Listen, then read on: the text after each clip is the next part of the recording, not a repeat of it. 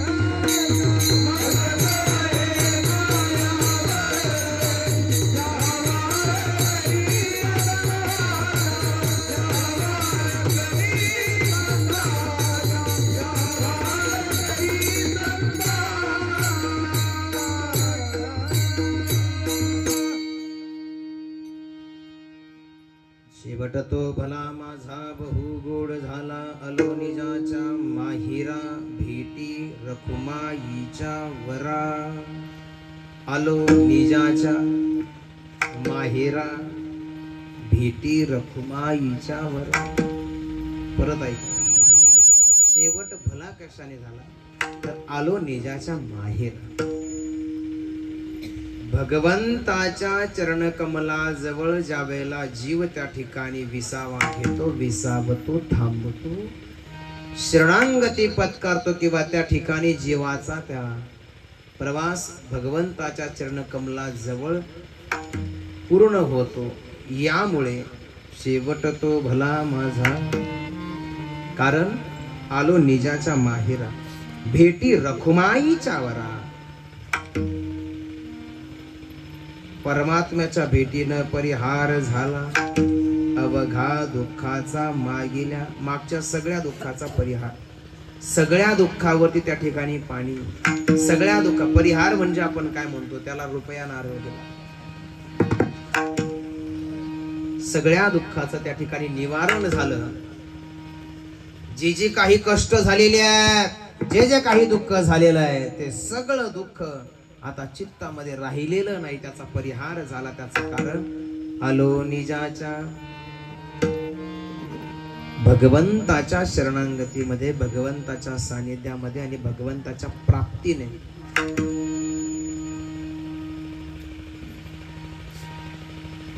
मुलीच्या भेटी करता पूर्वी मुलीच्या सासराला जाण्याकरता साधनं काहीच नव्हती। मग पायीचा प्रवास, पांदीचे रस्ते, मजल दर मजल करत जावं लागायचं। पण ज्या वेळेला दिवसभराचं ऊन डोक्यावरती घेतलं, तहान भूक त्या ठिकाणी गिळून घ्यावी लागली, मारावी लागली। लेकीच्या घरापर्यंत त्या ठिकाणी माय त्या लेकीला भेटण्यासाठी आली आणि लेक पाहिली तर सोन्या नाण्यानं मढलेली, अंगण पाहिलं तर सडा सारवण रांगोळी केलेली, दारामध्ये पाहिलं तर फळफळावराची झाडं लावलेली, शेतामध्ये बाजूला पाहिलं तर सुंदर सुंदर पिकं त्या ठिकाणी आलेली, आणि सगळं कुटुंब पाहिलं तर हसत खेळत आहे। आणि हसत मुखानं लेक त्या ठिकाणी तांब्या भरून आईला घेऊन आली आणि हसत मुखाने आईकडे तांब्या भरून दिला। माय म्हणते परिहार झाला अवघ्या दुःखाचा मागिल्या। तुझा चेहरा पाहिला, तुझं हसत मुख पाहिलं, तुझा भरलेला संसार पाहिला, तुझ्या कुटुंबातला आनंद पाहिला, तुझ्यापर्यंत चालत आले, तुला भेटण्याकरता आले, तुझ्या संसाराची खुशाली घेण्याकरता आले. पण आतापर्यंत इथपर्यंत येण्यासाठी जे काही कष्ट झाले, जे काही दुःख झालं, ते सगळं दुःख विसरले, कारण तुझा भरलेला संसार पाहिला. तसं महाराज सांगतात की आजपर्यंत जीवनामध्ये चढ आला, उतार आला, दुःख आलं, सुख आलं, अनेक प्रकारचे संघर्ष जीवनामध्ये आले. पण एक सांगू, ज्या वेळेला परमात्मा प्राप्ती त्या ठिकाणी होते, त्यावेळेला मागच्या सगळ्या दुःखांचं त्या ठिकाणी परिहार होतो, परिहार झाला. म्हणून महाराज सांगताय, शेवट तो भला माझा बहु गोड झाला. आलो निजाच्या माहेर भेटी रखुमाईच्या वरा विठला.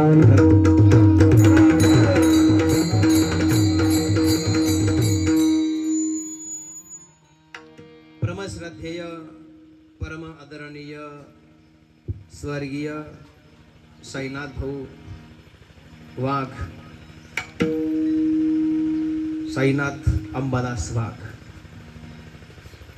यांच्या द्वितीय पुण्यस्मरणाच्या निमित्ताने आपण सगळी मंडळी या ठिकाणी उपस्थित आहात. या निमित्ताने कीर्तनाच्या सेवेचं आयोजन करण्यात आलेलं आहे. कीर्तन बरोबर 12 वाजता संपवायचं.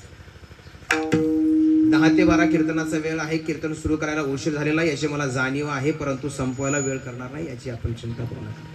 तुम्हाला महाराज मग तुम्ही 2 तासाचं कीर्तन 1.5 तासात आवरणार का? मग 1.5 तासात आम्ही कीर्तन आवरणार नाही. जे 2 तासात सांगायचं होतं ते 1.5 तासात सांगून जाणार. विठाला विठाला. तुम्हाला महाराज असं कसं काय? कारण जे जास्त माठे गिराईक असतं ना, त्याला जास्त सांगावं लागतं.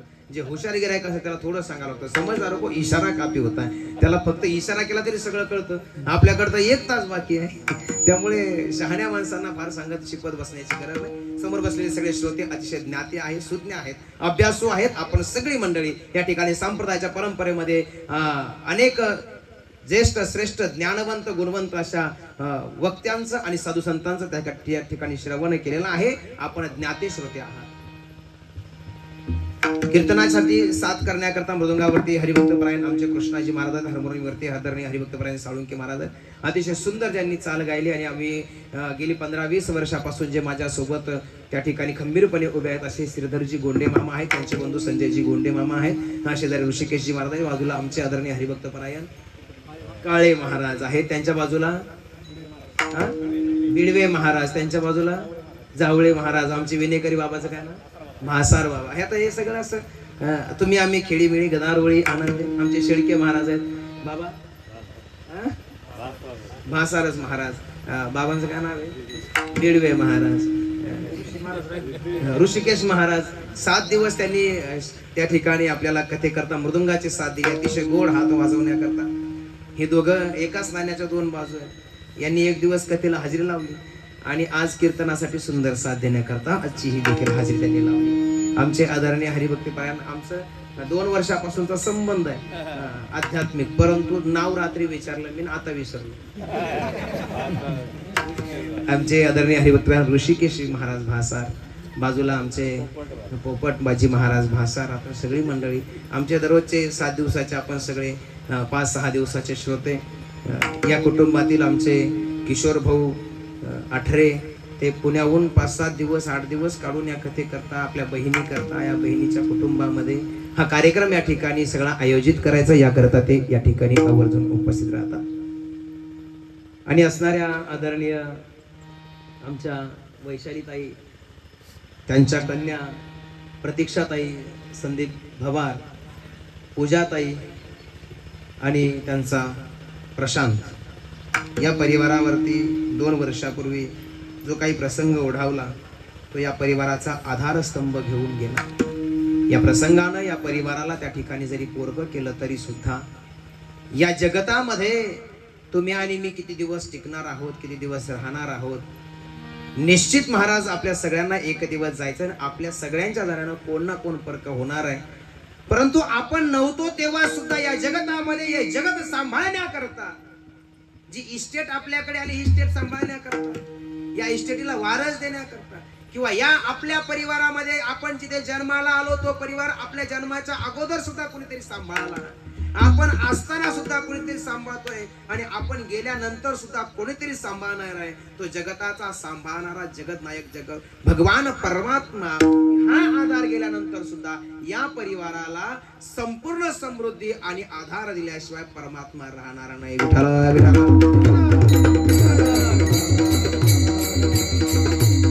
मी कालही सांगितलं, मी आजही सांगेल आणि तुम्हा सर्वांना ती गोष्ट निश्चित खात्रीपूर्वक पटेल. महाराज, एखाद्या जीवाला जोपर्यंत जीवदशा आहे तोपर्यंत त्याबद्दलचा खेद मानावा, परंतु जीवदशेतून शिवदशेमध्ये जर जीव परिवर्तित झाला तर त्याचा आनंद मानावा की आपल्या कुटुंबातील ही व्यक्ती आज ईश्वरीय तत्वामध्ये विलीन झालेली आहे. आणि म्हणून प्रसंग जर तसा लौकिक दृष्ट्या, व्यावहारिक दृष्ट्या आणि भावनिक दृष्ट्या जर आम्ही या प्रसंगाचा विचार केला तर अतिशय दुःखद प्रसंग या कुटुंबावरती ओढावलेला होता आहे. या कुटुंबाचा आधार गेला महाराज. बाप तो बापच असतो. बापाबद्दल वर्णन करायला आपण जर करू गेलो तर आपलं जीवन संपेल, पण आपण त्यांचं वर्णन पूर्ण करू शकत नाही. या कुटुंबाचा परिपूर्ण आधार असलेले साईनाथ भाऊ आपल्यातून निघून गेले. अतिशय चांगला स्वभाव, अतिशय माणुसकीनं या माणसानं संबंध जीवन जगलेलं आहे आणि संबंध जीवनभर माणसाशी माणसं जोडण्याचं काम ज्या माणसानं केलं, शेवटी सगळ्यांना जावं लागतं. या निसर्गाच्या नियमाप्रमाणे त्यांनाही जावं लागलं, परंतु महाराज त्यांच्यानंतर त्यांच्या कुटुंबियांनी त्यांच्यासाठी, त्यांच्या मोक्षाकरता, त्यांच्या उद्धाराकरता जो काही अट्टहास केला तो विशेषत्वानं महत्वाचा आणि विशेष करून त्या ठिकाणी वर्णनीय असा अट्टहास या परिवाराचा आहे. विठाला विठाला. मागच्या वर्षी आम्ही शिव महापुराण कथा या ठिकाणी केली बरं का. कुंड भाऊ, विजू भाऊ, आम्ही मागच्या वर्षी इथे कथा केली आणि याही वर्षी आम्ही शिवमहापुराण कथा केली. शिवमहापुराण कथेच्या माध्यमातून आम्ही ज्या वेळेला पहिल्यांदा या ठिकाणी या परिवाराशी जोडलो गेलो किंवा पहिल्यांदा आलो, इथे बाजूला आमचे मित्र सुनील भाऊ आहेत आणि आमचे महाराज आहेत आणि अशोक भाऊ कुंड, या सगळ्यांच्या ओघाने त्या जावळे परिवाराचा आमचा त्या ठिकाणी परिचय झाला. तिथली कथा झाली आणि त्यानंतर यांनी कथा ठेवण्याचा मानस त्या ठिकाणी व्यक्त केला. पहिल्यांदा ज्या वेळेला आलो बरं का मामा, या कुटुंबामध्ये एक दुःखाची छाया पसरलेली, एक वेगळंच वातावरण या सगळ्या कुटुंबामध्ये, या अंगणामध्ये, या घरामध्ये, इथल्या प्रत्येक कणाकणामध्ये आम्ही पाहिलं. ते अतिशय द्रावक आणि हृदय पिळवटून टाकणारं असं वातावरण होतं. आमच्या त्या ताई अक्षरशः देवाच्या समोर यायला तयार नव्हत्या. देवाचा जणू काही तिटकाराच त्यांनी मनामध्ये धरलेला होता. नको परमार्थ, नको देव धर्म, काय करायचं त्या देवाचं, ज्यांना आपलं वाटोळं केलं त्या देवाची काय पूजा करायची, भूमिका त्यांच्या जीवनामध्ये नकारात्मक निर्माण झाली होती आणि संपूर्ण कुटुंब हळूहळू एक सुखाच्या छायेपासून दूर जाऊ लागलं होतं. सांगू, ही भूमिका जर अखंड अशीच राहिली, निगेटिव्ह भूमिका, नकारात्मक भूमिका, तर निश्चित जीवनामध्ये पुन्हा एकदा सुख नाही तर परत आणखी दुःख ओढावतं आहे. हे दुःख कमी होत नाही आणि नवीन दुःख तयार झाल्याशिवाय राहत नाही. आणि म्हणून या शिवमहापुराण कथेचा महिमा असा, त्या आमच्या भगिनी त्या ठिकाणी कथेच्या माध्यमातून सावरल्या गेल्या. पुन्हा शिवभक्तीमध्ये, भगवान परमात्म्याच्या साधनेमध्ये त्या पुन्हा आल्या आणि 1 वर्षाचा कालावधी आज त्यांच्या कुटुंबाची मानसिकता, परिवाराची जी काही सगळी भूमिका पाहिली, तर काल तो दिवस आणि आजचा दिवस संपूर्ण परिवार या ठिकाणी आज सावरलेला आहे. ही सगळी किमया आणि सगळा महिमा जर कशाचा असेल तो परमात्म्याच्या परम भक्तीचा आहे, त्याच्या साधनेचा. विठाला विठाला.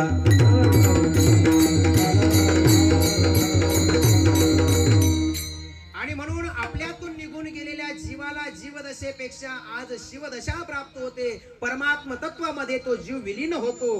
हा जीव घटना दुःखदायक आहे, परंतु त्यांच्या निमित्ताने, त्यांच्या प्रित्यर्थ त्या जीवाला मोक्ष मिळावा म्हणून जो काही सत्संग केला, नामस्मरण केलं, भजन केलं, अन्नदान केलं आणि जो काही परमार्थिक उपक्रम राबवले, या उपक्रमाचा जर काय फलश्रुती असेल तर ती फलश्रुती म्हणजे या जीवाची घटना वाईट पण पुढचा प्रवास चांगला झाला, आध्यात्मिक झाला. आणि म्हणून आजच्या अभंगाचं पहिलं चरण सेवा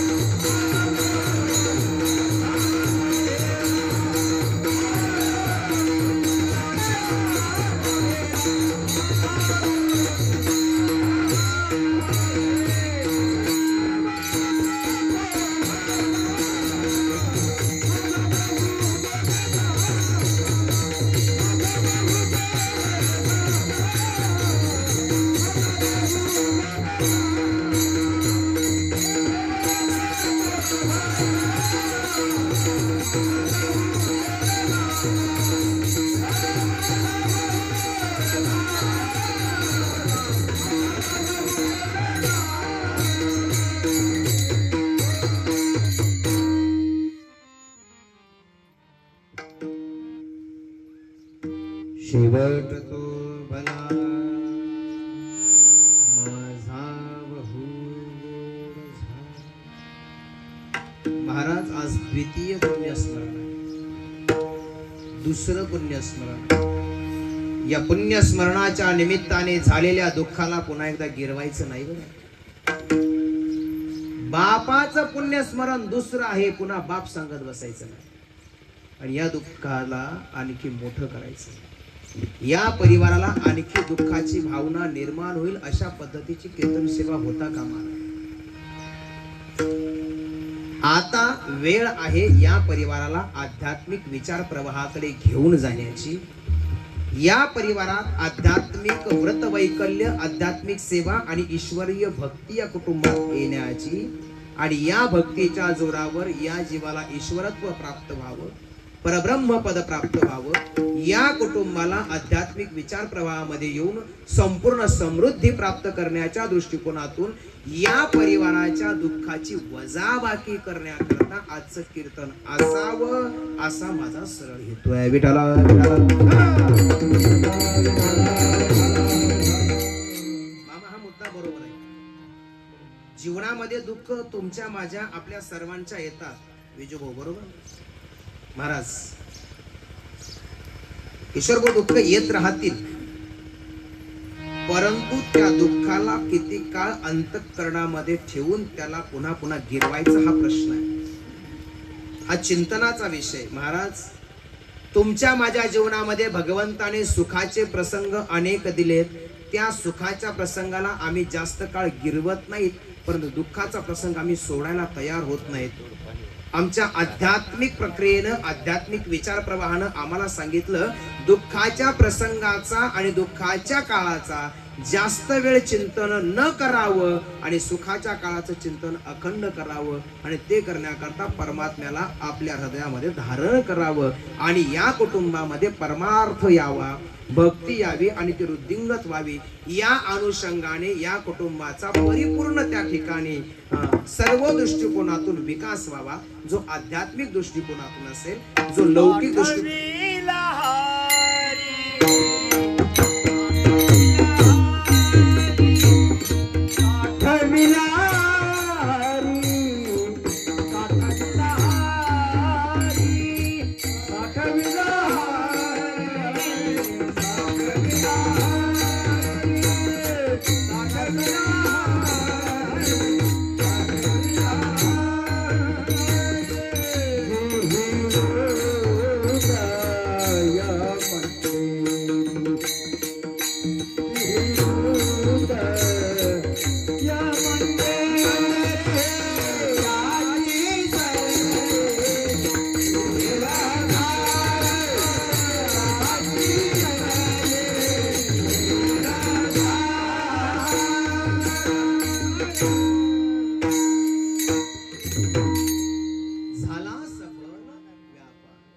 साठविला हरी. अतिशय सुंदर आणि समर्पक प्रमाण केलं महाराज. ज्यांनी त्या भगवान परमात्म्याला या हृदय मंदिराच्या जिवंत सिंहासनावरती विराजमान केलं ना, त्याची सरली इरझार झाला सफल व्यापार. भगवान परमात्म्याला हृदयावरती, या हृदयाच्या जिवंत सिंहासनावरती विराजमान करण्याकरिता आता या परिवाराचा पुढील प्रवास असावा.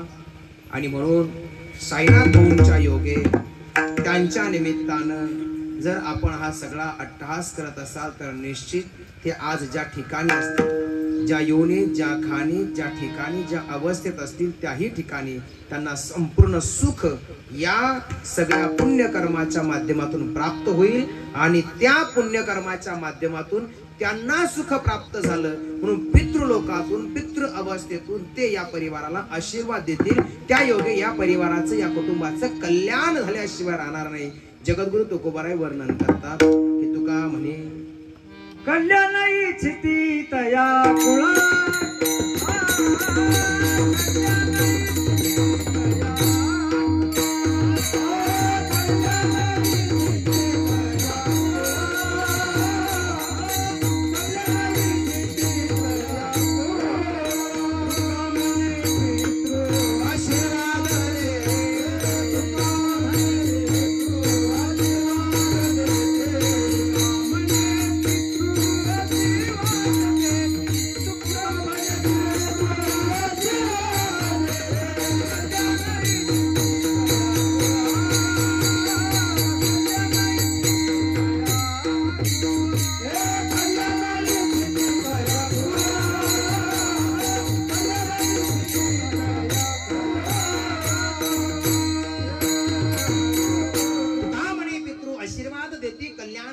इच्छित या कुळाचं कल्याण व्हावं, या कुळाचं या कुटुंबाचं कल्याण व्हावं असा आशीर्वाद पितृलोकातून त्या ठिकाणी ते दिल्याशिवाय राहणार नाहीत. कारण त्यांचा शेवट हा ईश्वरीय भक्तीनं, भगवंताच्या नामचिंतनानं, अन्नदान, वस्त्रदान, भूदान, सुवर्णदान, गोदान अशा प्रकारच्या वेगवेगळ्या आध्यात्मिक कर्मानं, धार्मिक कर्मानं, दान धर्म आदी करून या सर्व कर्मानं आपण परिपूर्ण करत आहात याचा आशीर्वाद पितृलोकातून त्या परिवाराला दिल्याशिवाय राहणार नाहीत. आणि म्हणून त्यांचंही कल्याण, गेलेल्या जीवाचंही कल्याण आणि मागच्याही लोकांचं कल्याण या दोघांच्या मध्ये जर दुवा काय असेल तर ती ईश्वरीय तत्वाची साधना, आराधना या ठिकाणी अत्यंत महत्वाची आहे. आणि म्हणून मी भूमिका ही स्पष्ट करत होतो. ऐका, या परिवारामध्ये, या कुटुंबामध्ये आता पुन्हा एकदा त्यांच्या आठवणी, त्यांच्या कामाच्या, त्यांच्या स्वभावाच्या, त्यांनी ठेवलेल्या संस्काराच्या निमित्ताने मागे जिवंत राहतीलच, यात शंका घेण्याचं कारण नाही. परंतु पुन्हा त्यांच्याबद्दल आता दुःख मानू नये की त्यांना आता मोक्ष प्राप्त झाला. या समाधानामध्ये पुढील प्रवास या कुटुंबाचा, परिवाराचा आध्यात्मिक चिंतनामध्ये आणि लौकिक प्रगतीकडे जावा, यासाठी दुःखाची वजाबाकी करता आली पाहिजे. त्या हेतूने, त्या उद्दिष्टानेच आता पुढील वाटचाल करायची. नका लावते कवर राहील देवा, आता खाली ठेवा ते.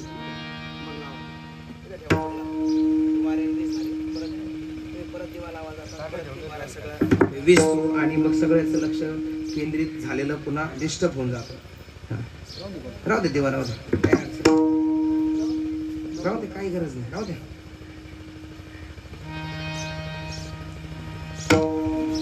त्यांच्या कार्यकर्तृत्वाचा दिवा आणि आठवणीच्या माध्यमातून आपल्या सगळ्याच्या अंतःकरणामध्ये आहेच. त्यामुळे शंका घेण्याचं काही कारण नाही. असो, जिथे राहणार नाही जी गोष्ट ती ठेवण्याचा अट्टहास का करायचा. हे शरीर राहणारच नाही, त्याला जपून ठेवता किती. तसा वाऱ्यात दिवा राहणारच नाही, लावता किती वार. त्या गोष्टीचा खेद नाही मानायचा. ते आहे तसं स्वीकारता आलं पाहिजे. आणि म्हणून दुःखाची वजाबाकी करायला शिका. नेमकं या सगळ्या प्रसंगामध्ये चांगली गोष्ट कोणती घडते त्या चांगल्या गोष्टीकडे तुमचं माझं लक्ष केंद्रित करणं शिका. जीवनातील दुःख कमी होतील महाराज, आणि परमात्मा प्राप्त झाल्याशिवाय राहणार नाही. आपलं शास्त्र, आपलं अध्यात्म, आपले धर्मग्रंथ आपल्याला शिकवतात की जीवनामध्ये दुःखांच्या वजाबाकी करत चला. प्रभू रामचंद्रजी त्या ठिकाणी वनवासामध्ये असतानाचा अतिशय सुंदर असा एक प्रसंग आज या ठिकाणी या निमित्ताने समोर येतो. तो प्रसंग असा, रावणानं सीतामय्याचं त्या ठिकाणी हरण केलं आणि रावण सीतामय्याला घेऊन जात असताना सीतामय्याची ती अबला अवस्था पाहिल्यानंतर जटायू नावाच्या एका गिधडाला, एका अबला स्त्रीची त्या ठिकाणी दया येते. त्या काळची गिधड सुद्धा नीती चांगली ठेवत होती. शास्त्र तुम्हाला आणि मला सांगतंय, एका गिधडाला सुद्धा परस्त्री बद्दल दया येत असेल तर किती श्रेष्ठ योनी आहे, किती चांगला काळ आहे.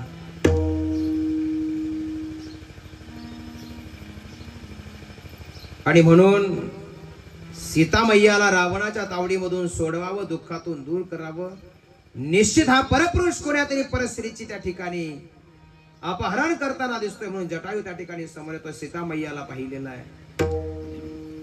आणि मग जटायू आणखी त्या ठिकाणी जास्त आक्रमित झालेला आहे आणि रावणासोबत युद्ध करायला जटायूने सुरुवात केली. जटायू त्या ठिकाणी रावणासोबत युद्ध करतोय. ऐका, रावणानं कपटानं, छलानं त्या ठिकाणी जटायूचे पंख छाटलेले आहे. जटायू त्या ठिकाणी धरतीवरती पडलेला आहे, रक्तबंबाळ झालेला आहे, सगळं शरीर त्या ठिकाणी रक्तानं माखलेलं आहे.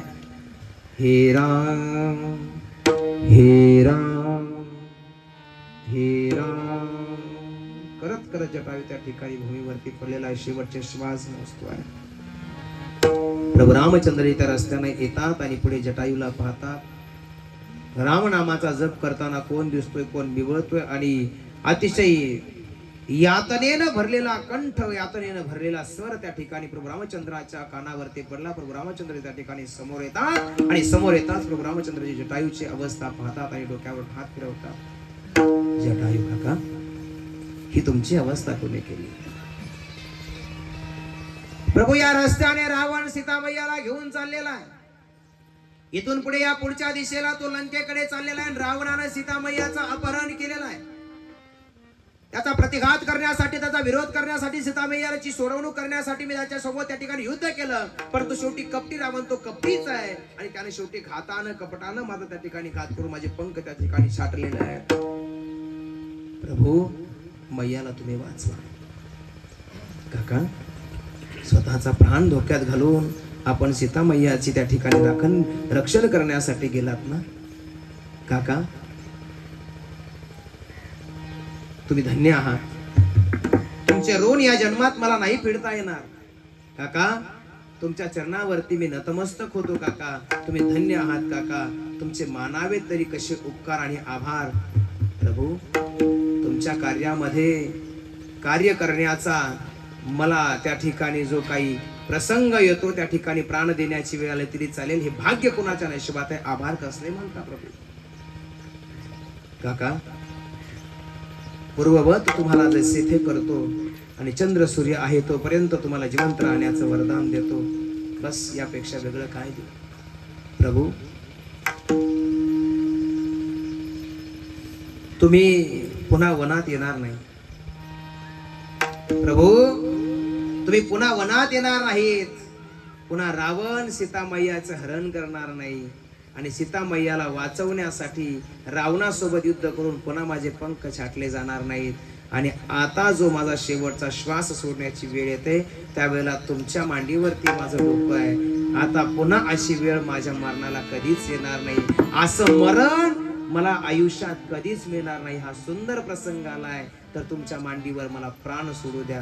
मला चंद्र सूर्य आहे तोपर्यंत राहण्याचं वरदान नको आहे. असा प्रसंग, असा काळ आणि असा शेवट गोड कुणाचा व्हावा? इतका गोड शेवट व्हावा, इतका गोड शेवट व्हावा.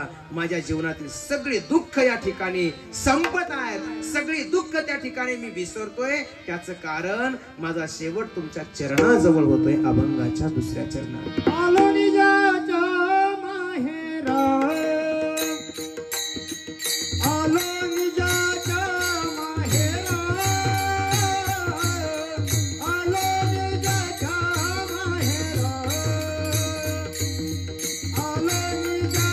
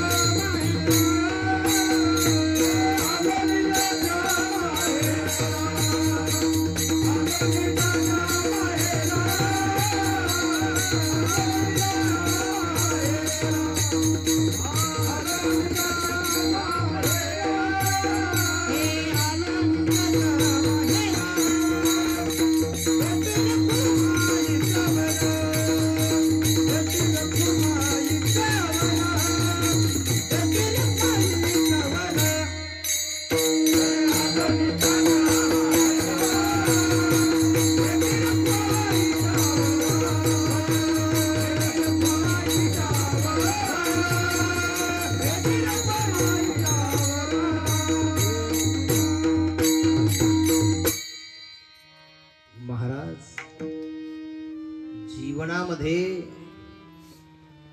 वेळ, प्रसंग आणि परिस्थिती कोणतीही असू द्या, बारीक ऐका बरं, हे कीर्तनानंतर आम्ही सगळी मंडळी विसरून जातो आणि गोष्ट विसरण्याकरता तुम्ही पैशानं किती सधन असले काय, सत्तेनं सगळे लोक तुमच्या माग असले काय, आणि तुम्ही सगळ्याच्या पुढं असले काय, तुम्ही कुणी जरी असले आणि मी कुणीही असेल, आता हा माईक आणि या माईक वरची सत्ता इथं मी आहे, किती वेळ उभा आहे, राहिला थोडा वेळ, थोड्या वेळानं इथून खाली उतरले की महाराज कुत्र विचारित नसते. मला सांगायचंय काय, तुम्ही कुठेही असा, सत्ता एकदा गेली की विषय, आणि ही सगळ्याची जाते. तुम्ही किती असले आणि कोणी असले, तुम्हाला माहिती आहे का आपण कोण आहे, किती आहेत आपण? लय लोक घमेंडीमध्ये महाराज, हे ब्रह्मांड किती आहे माहिती का तुम्हाला? ब्रह्मांड,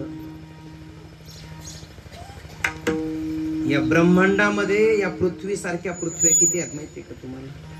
या सगळ्या ब्रह्मांडाकडे जर असं पाहिलं, उदाहरणार्थ सगळ्या ब्रह्मांडाचं जर असं चित्र काढलं ना, एवढ्या ब्रह्मांडामध्ये ही आपली जी पृथ्वी ती एवढी दिसते. किती? पृथ्वी, पृथ्वी म्हणजे ज्याला आपण आपलं सगळं जग म्हणतो, सगळे देश आले त्याच्यात. It is not only India, सगळे आले त्याच्यात. हे सगळे देश एवढ्या पृथ्वीत आले, केवढ्या? आणि एवढ्या पृथ्वीत आपला देश केवढा? आता पुढचं गणित तुम्ही करा. त्या देशात आपला महाराष्ट्र केवढा, त्या महाराष्ट्रात आपला नगर जिल्हा केवढा, त्या नगर जिल्ह्यात आपला नेवासा तालुका केवढा, त्या नेवासा तालुक्यात आपलं गाव केवढं, त्या गावात आपलं घर केवढं, आणि त्या येवश्या घराचा आपण मोरख्या केवढा. अरे कुठंच नाही देऊ, कमेंट धरली कुणाची? रावणाची टिकली नाही महाराज, रावणाची, रावणाच्या संपत्ती. तुका म्हणे ज्याची संपदा ये वरी, सांगत कवरी गेली नाही, सांगत कवरी गेली नाही, सांगत कवरी गेली नाही. तुका म्हणे ज्याची संपदा ये वरी, सांगत कवरी गेली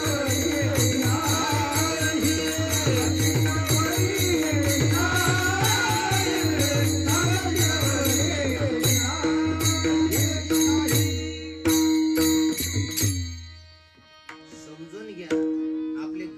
बाजूला ठेवून, आपला गर्व बाजूला ठेवून, आपण एवढं सगळं ब्रह्मांड चालवणाऱ्या मालकाशी जर जोडलो गेलो ना, तर जीवनाचं कल्याण. आणि म्हणून सगळे सुख दुःख या सगळ्या गोष्टी येत राहतील, जात राहतील. आणि म्हणून जीवनामध्ये जे जे प्रसंग येतात त्या एका एका प्रसंगाला धरून ठेवून त्याची जीवनामध्ये वजाबाकी करता आली पाहिजे, सोडता आलं पाहिजे.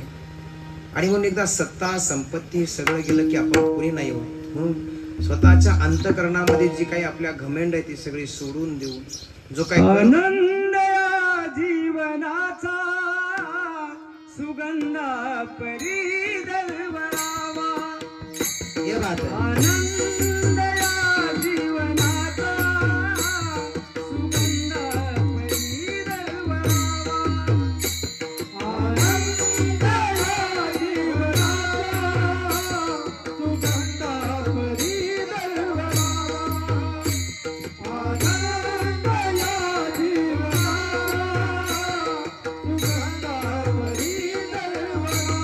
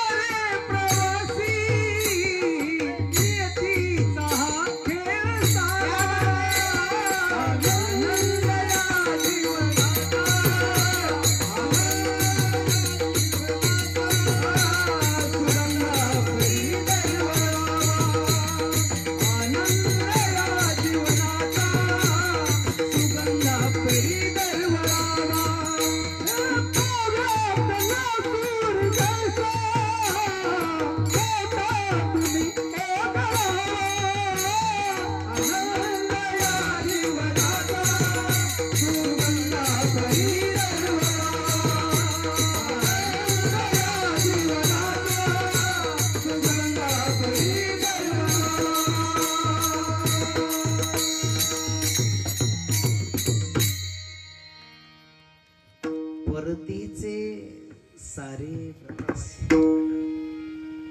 महाराज आम्ही आता रस्त्याने येत असताना आमचे श्रीधर मामा गोंडे आणि आम्ही रस्त्यानं सहज चिंतन करत होतो. विचार चालली आमची चर्चा नेहमी सुरू असते त्या पद्धतीने.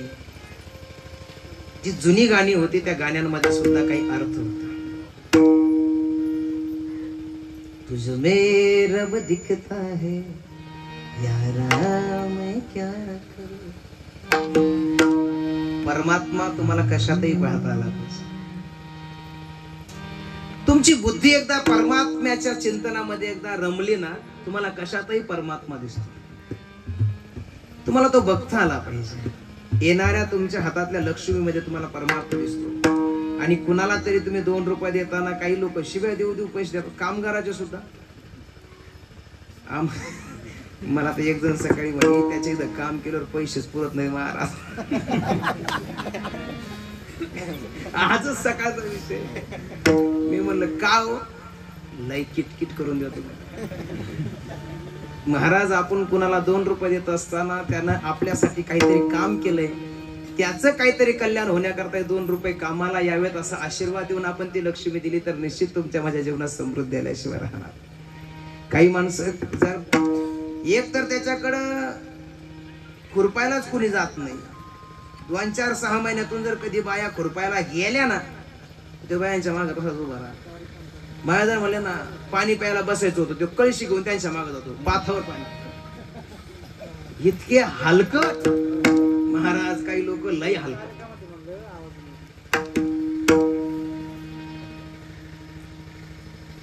बोलण्यासारखं खूप आहे महाराज. परतीचे सारे प्रवासी. आपण सगळे परतीचे प्रवासी. काही घेऊन आलेलो नाहीये. काही घेऊन जाणार नाहीये.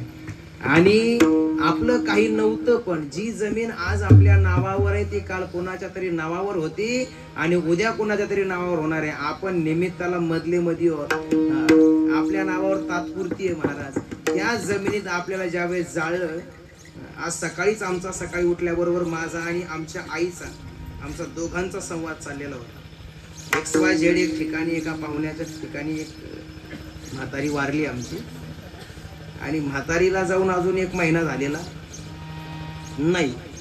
आणि तिला ज्या ठिकाणी तिचा अंत्यविधी केला पोरांनी काल परवा नांगरून बेंगरून सरी पाडून ऊस लावला. आमची आई मला आज सकाळी म्हणत होती अरे किमान त्यांनी वर्षभर तरी ठेवायला. म्हणजे तिच्या चेहऱ्यावर इतकी तळतळ होती आमच्या आईच्या. आज सकाळी आम्ही दोघंच उठलेलो होतो सकाळी. बाकीचे सगळे झोपलेच होते तेव्हा. आम्ही दोघं तिथं चुली समोर आमची आई बसली. मी तिच्या जवळ जाऊन बसलो. तेव्हा आमची दोघांची चर्चा. आज सकाळचा विषय. म्हणजे तुम्ही गेल्यानंतर तुम्हाला जिथे जाळलं तेवढी जागा सुद्धा 1 महिनाभर कोणी रिकामं ठेवायला तयार नाही. तुम्हाला घमंड आहे कोणत्या गोष्टीची. या सगळ्या प्रपंचाचं रात्रंदिवस चिंतन करताय आणि जो सगळा प्रपंच चालवतो त्या परमात्म्याला आपण विसरून गेलोय. मला हा मुद्दा तुम्हाला सांगायचा आहे. आणि तुमच्या जीवनातील दुःख वजाबाकी करण्याचं काम फक्त परमात्माच करू शकतो. या जगतामध्ये तुम्हाला सोडविना कोणी. देशीचा चौधरी एकाच अनेक सोय रे भले भले. कोणी तुम्हाला सोड. एक सांगू तुम्हाला. आपण रावणाचं उदाहरण पाहिलं. काय काही नाही महाराज. एक लक्षात घ्या. एक परमात्म्याच्या भक्तीशिवाय मी जे सांगतोय ना तुम्ही फक्त कीर्तनात ऐकून जावा आणि घरी जाऊन मी कीर्तन संपल्यावर विसरून जावं ही माझी अपेक्षा नाही. माझ्या अंतःकरणातली एक इच्छा आहे की आपण ईश्वरीय भक्तीचं काहीतरी चिंतन करावं. साधूच्या संगतीला टाळू नका शक्यतोवर. पण साधू ओळखता आला पाहिजे. तो निस्तमयासारखा पोट भरू कीर्तनकार चाटा माऱ्या असला तर तुमचं वाटवं झाल्याशिवाय राहायचं नाही. म्हणजे सगळे तसे असतात असं मी म्हणत नाही. समजून घ्या की साधू तत्व हे जगाच्या हिताचा कल्याणाचा विचार करणार असतं. आणि आता जगद्गुरु तुकोबरा हे देहरूपानं पुन्हा येतील ज्ञानोबरा येतील याची अपेक्षा नाही. परंतु त्यांच्या ग्रंथातील जे काही तत्व तंतोतंत तुम्हाला आणि मला त्या ठिकाणी आचरणात आणण्यासाठी जो साथ करेल तो साधू समजावा. आणि त्यांच्यासोबत त्यांच्या विचारधारेवरती त्यांच्या विचार प्रवाहावरती चालण्याचा प्रयत्न करावा. जीवनामध्ये तुमच्या माझ्या जे काही तुमचे माझे चेहरे इजळलेल्या तंबाट्यासारखे आज दिसत आहेत. एवढं अजून दुःख आपल्यावर आलेलं आपण इतके अजून दुःखी, एवढा काय वाईट आपल्यावर प्रसंग आलेला नाही मामा, बरोबर ना? आपण इतके दुःखी झालो नाहीत, अजूनही आपल्या बँकेत 2 रुपये आहे, अजूनही आपले शरीर चांगले आहेत, अजूनही आपण निरोगी आहोत, अजूनही आपल्याला चांगलं दिसतंय, अजूनही आपण चांगलं चालतोय, अजूनही आपलं जीवन अतिशय सुंदर चाललंय. मग नेमकं खंत कशाची आहे, नेमकं आपल्याला दुःख कशाचं आहे, आणि आपण खेद करतो कोणत्या गोष्टीचा, कशा करता करतो, काय नाही आपल्याकडे. मी काल परवा कसं सांगितलं, या ताई समोर या, सागर बापू या. विठाला विठाला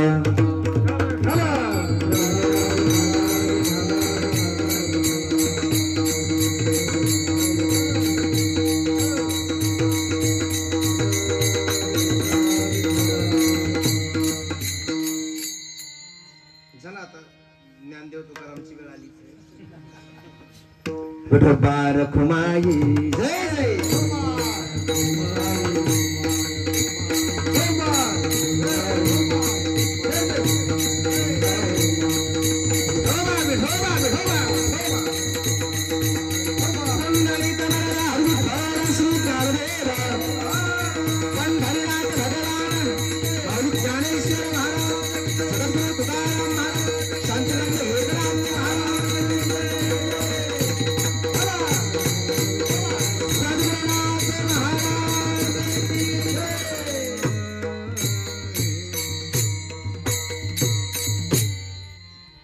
आणि म्हणून महाराज जीवनामध्ये ज्या योगानं परमात्मा आणि परमात्म्याची भक्ती आमच्या येईल त्यासाठी तुमचा माझा अहोरात्र प्रयत्न असेल. या ठिकाणी आपल्या कवठा गावचं भूषण असणाऱ्या आदरणीय श्री हरिभक्तपरायण महाराष्ट्रातील नामवंत कीर्तनकार आदरणीय आमच्या भगिनी दरंदलेताई या ठिकाणी उपस्थित आहेत. आणि आदरणीय सागर भाऊ देखील या ठिकाणी उपस्थित आहेत. आपलं या मागच्या वर्षीची सेवा कीर्तनाची आपणच या ठिकाणी केली.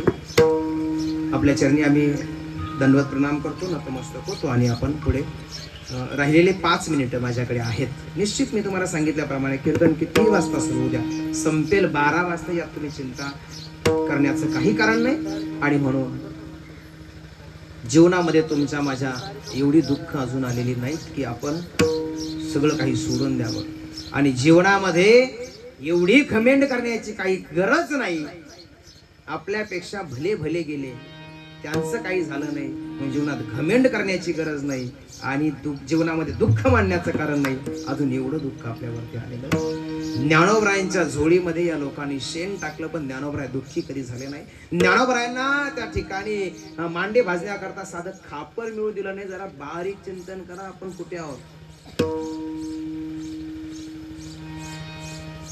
ज्या हरिश्चंद्र राजाच्या कुळामध्ये प्रभू रामचंद्रजी अवताराला येतात, त्या हरिश्चंद्र राजासारखे दिवस अजून आपल्यावरती आले नाही, तला राणीसारखे दिवस आले नाही.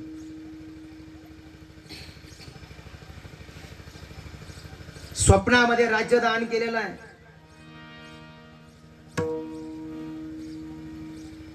आणि स्वतःचा शब्द राखण्याकरता त्या ठिकाणी स्वतःचं राज्य सोडून काशीकडे पायी निघालेले आहेत. पायामध्ये पायतन सुद्धा नाहीये. एकेकाळचा चक्रवर्ती राजा असलेला राजा हरिश्चंद्र आज बिना पायतनाचा त्या काशीच्या जंगलातून काशीकडे चाललेला आहे. कशा करता? स्वतःला विकण्याकरता बाजारामध्ये उभा राहतो. ज्याला पाणी मागितलं की मागे पुढे 10 लोक पाण्याचा त्याला घेऊन उभे राहायचे. त्या राजा हरिश्चंद्राला मातीच्या घागरीनं डोक्यावरती घागर घेऊन डोंबा घरी पाणी व्हावं लागलं. त्या हरिश्चंद्र राजा इतके वाजून वाईट दिवस आपल्यावरती आले नाही, तरी देखील तो खेद मानत नाही, आणि आपण स्वतःच दुःख सोडायला तयार नाही.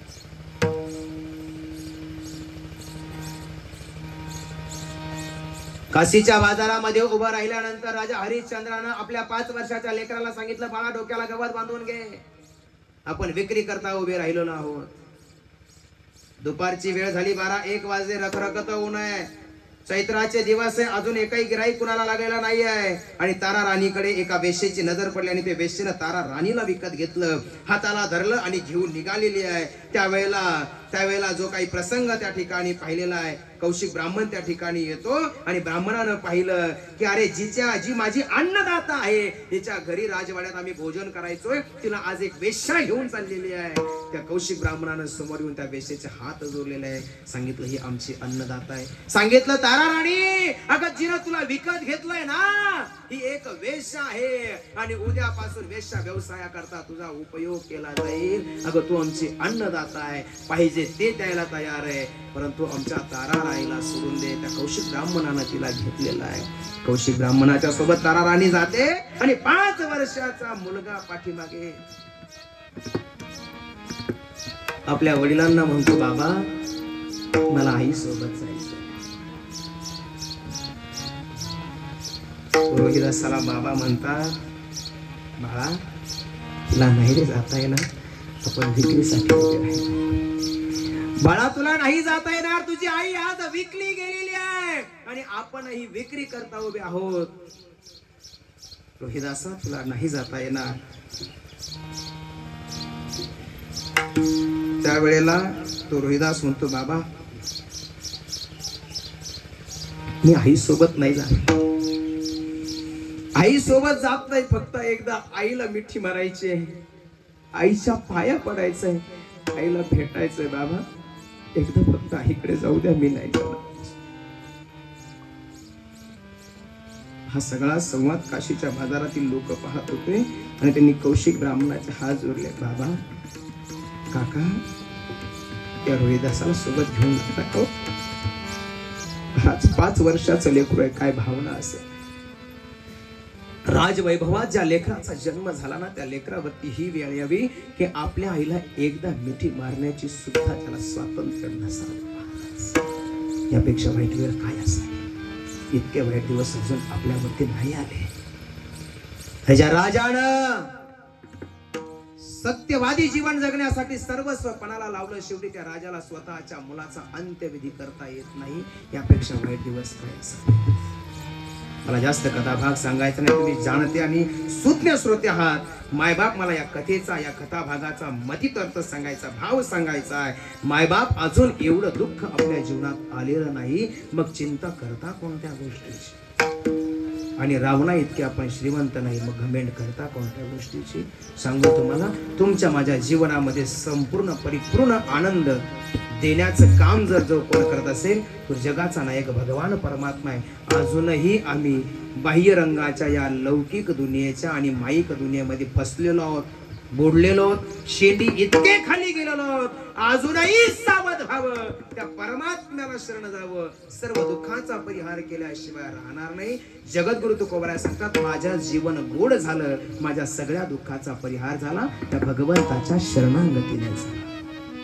अभंगाच्या 3ऱ्या परिहार झाला, परिहार झाला, परिहार झाला, परिहार झाला,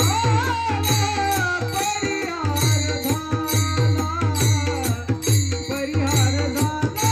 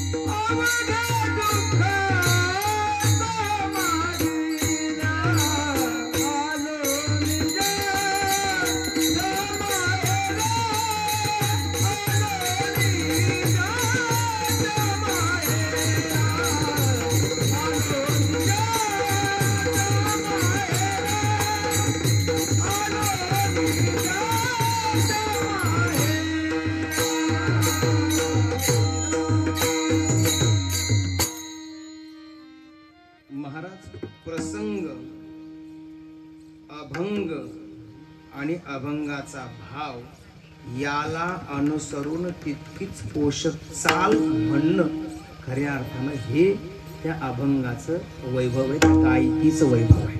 आणि मामाने अतिशय खऱ्या अर्थानं त्या प्रसंगाला, त्या वेळेला, त्या शब्दांना, त्या भावाला न्याय दिला. महाराज परिहार झाला अवघा दुःखाचा मागिल्या. या परिवारातील साईनाथ भाऊ जरी देहरूपाने आपल्यातून गेलेले असले, चैतन्य रूपाने ते आपल्यामध्ये असले, तरी सुद्धा या कुटुंबाचा परिहार होतो त्यांनी केलेल्या ईश्वरीय चिंतनातून, भक्तीतून, साधनेतून. आणि ही साधना या परिवारामध्ये वृद्धिंगत होत जावो. या वृद्धिंगत झालेल्या भक्तीचा परिणाम यांच्या दुःखाचा परिहार झाल्याशिवाय राहणार नाही आणि कुटुंबाला समृद्धी प्राप्त झाल्याशिवाय राहणार नाही. एवढीच अपेक्षा या ठिकाणी व्यक्त करून शेवट तो भला माझा बहु गोड झाला. याचं कारण ईश्वरीय चिंतन. ज्ञानेश्वर